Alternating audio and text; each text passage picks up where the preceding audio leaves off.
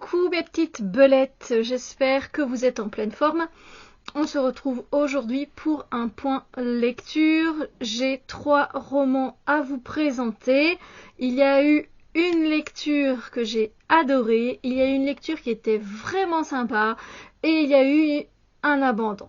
Ouais, le deuxième de l'année déjà. Donc, mais je vais quand même vous en parler parce que c'était très intéressant. Je ne l'ai pas abandonné tout de suite du tout. Du coup, cet abandon, c'est La malédiction du tigre de Colleen Hooke aux éditions PKJ. Je viendrai vous présenter La femme à la clé de Von Vandermeer aux éditions 10-18.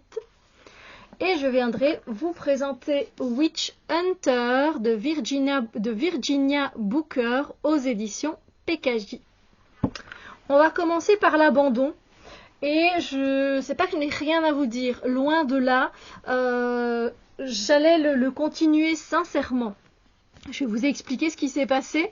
Mais d'abord, je vais vous donner quand même mon avis parce que j'étais à plus de 200 pages, moi, dans ce roman. Donc, j'étais j'étais à la moitié du livre. Donc, j'étais à la moitié du livre. Pourquoi je l'ai mis dans ma pile à lire? Parce que ça fait très longtemps déjà qu'il traînait dans ma bibliothèque. Et en plus, on parle de tigres. Vous savez, je suis une grande fan de tigres. C'est une espèce de félidé qui m'émerveille. Voilà, et qui m'intéresse beaucoup. Et il était temps que je le lise tout simplement. Et surtout que la 4e de couverture donnait très envie. En fait, ici, on va se retrouver avec Kelsey qui vient de terminer ses études, genre le bac, vous voyez, elle vient de terminer. Et donc, elle se cherche un petit job d'été pour commencer à subvenir à ses besoins. Elle vit avec ses tuteurs. Elle a perdu ses parents étant ados, je crois. Donc, ça n'a pas été facile pour elle. Et ici, elle va trouver un petit emploi, un petit job d'été et elle va travailler dans un cirque et elle doit loger là-bas pour 2 semaines. Voilà, le temps que le cirque ambulant, le temps qu'il reste dans la ville où elle va. Ça se passe, je crois que c'est en Oregon, mais je suis pas sûre. C'est dit au début, hein, mais voilà, c'est en Amérique que ça se passe au départ en tout cas. Et du coup, elle va vite se faire des amis là-bas et elle va ponctuer ses journées. Son job en fait, c'est de donner à manger au tigre. Voilà, on va lui apprendre comment donner à manger au tigre et déblayer, nettoyer. En fait, voilà, et aussi vendre des tickets. Elle est à la billetterie, elle doit déblayer quand les gens sont venus avec d'autres jeunes qui sont là aussi. Et elle doit aussi nourrir le tigre. Et donc, elle est quand même très attirée par ce tigre. C'est un beau tigre blanc avec des beaux yeux bleus qui sont très attirants et quelque chose qui l'aimante. Et du coup, elle commence à aller le voir en fait tous les jours. Et elle lui lit des poèmes, elle parle avec lui. Et il lui répond des fois par un grognement, par un soupir. Et puis une fois, elle tente de lui caresser la patte et lui, il lui fait une grosse léchouille. Elle a quand même une petite frayeur. Elle lui dit « J'ai cru que tu allais bouffer ma main ». Et en fait, s'installe une complicité entre deux. Mais à un moment donné, il y a un homme qui va arriver et qui veut reprendre le tigre. Elle, ça lui fait quelque chose.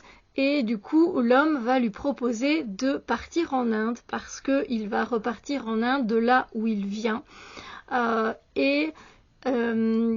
Cet homme va proposer à Kelsey un job d'été un peu plus long, si ses tuteurs évidemment sont d'accord. Et elle va effectivement partir en Inde pour continuer à rester auprès d'Irène, c'est le nom du tigre. Et le nourrir et faire attention à lui, etc. Je n'en dis pas plus, mais sachez que c'est très intéressant, c'est fantastique, il y a une dimension fantastique, évidemment je ne vous la dévoile pas ici. Et ce qui m'a fait m'arrêter en plein milieu, c'est qu'en fait, j'avais posté cette photo sur Instagram de ce que je lisais pour le moment. Et il y a une jeune fille qui m'a dit que malheureusement, le 3e livre n'a jamais été traduit en français. Alors soyons honnêtes, même si j'ai de très bonnes bases d'anglais, je n'ai pas envie de lire en anglais. Voilà, donc le 2e est traduit, donc je pouvais aller au bout de celui-là et du 2e, mais je n'aurais jamais eu le mot de la fin. Et pour avoir fait l'expérience sans le savoir, avec le livre Caraval, le 1 et le 2, j'ai attendu le 3 pendant mais tellement longtemps. Et vous savez quoi? Ils viennent de le sortir ici 5 ans après en français, mais dans une autre maison d'édition. Mais moi, l'histoire, voilà, elle est beaucoup plus vague dans ma tête. J'ai revendu les 2 premiers livres, sachant que ce serait jamais traduit.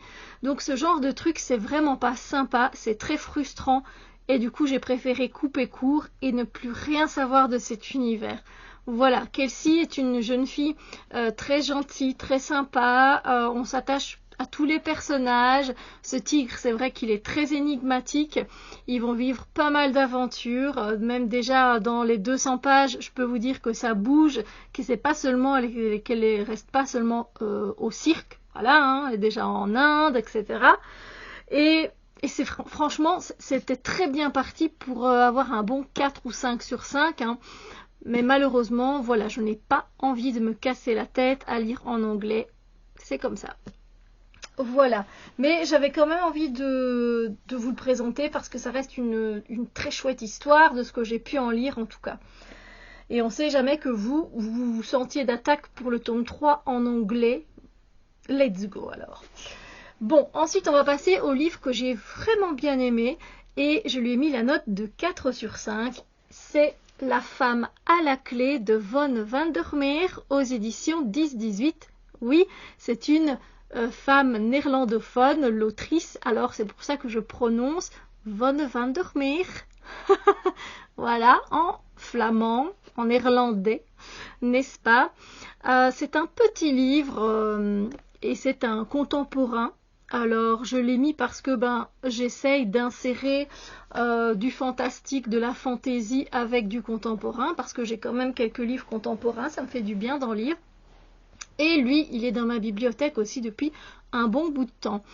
Et le résumé était tentant parce qu'il parle de livres. La 4e de couverture en tout cas. C'est un petit livre qui fait 210 pages, hein, donc vraiment, il ne s'est pas écrit très grand. Voilà, franchement, ça se lit tout seul. Alors ici, on va se retrouver avec Nettie, qui est une femme de 59 ans, qui a perdu son mari, son mari est décédé.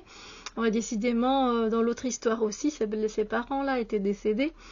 Ici aussi, et en fait, Nettie, elle était professeure, elle était enseignante dans une école, et en fait, c'est vrai qu'elle avait une façon d'enseigner, qui était un peu particulière, parce que dans ses heures de cours, elle insérait 1 heure de lecture à peu près, parce que c'était la seule façon d'attirer l'attention de tous ces élèves qui étaient très dispersés.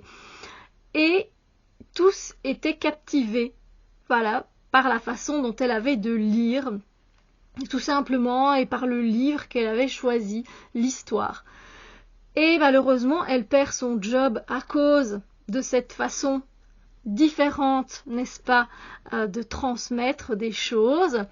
Et du coup, comme elle a perdu son mari, elle a perdu son boulot à un moment donné, même si elle avait de l'argent de côté, il n'empêche qu'il faut quand même trouver un job, sauf qu'elle se dit qu'elle veut faire quelque chose qu'elle aime. Du coup, elle va passer une petite annonce et elle va mettre exactement femme, 59 ans, d'apparence maternelle, voix agréable, vient vous border, vous faire la lecture avant que vous vous endormiez. Discrétion assurée, intention sexuelle totalement exclue. Voilà. Et du coup, elle va se retrouver avec différents personnages, avec différentes personnes, que ce soit des hommes, des femmes, une petite fille. Et on va suivre un petit peu, on va avoir comme ça des tranches de vie de personnes qui sont soit à la fin de leur vie et qui ont l'impression d'être transparents aux yeux du monde. Puis encore une autre personne qui ne sait pas que veulent les femmes. Voilà, c'est le questionnement d'un homme. Ensuite, on a une petite fille qui ne veut plus sortir de chez elle à cause de quelque chose. Et voilà, on rentre un petit peu dans la vie de certains personnages, des tranches de vie. Et c'était très agréable à lire. C'était assez intéressant. J'avais envie d'y retourner pour savoir ce qui allait se passer. Donc je lui ai mis un bon 4 sur 5. Voilà.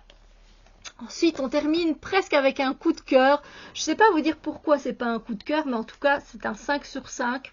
J'ai kiffé.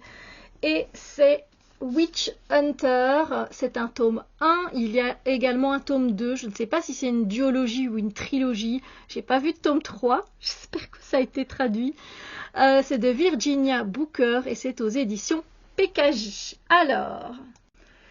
Alors ici, on va se retrouver avec Elisabeth qui a 16 ans et on se retrouve dans les années 1500 quand c'est la chasse aux sorciers, aux sorcières. Elisabeth, c'est une chasseuse de sorciers. Au départ, elle travaillait Elle travaillait dans les cuisines avec son ami, comment il s'appelle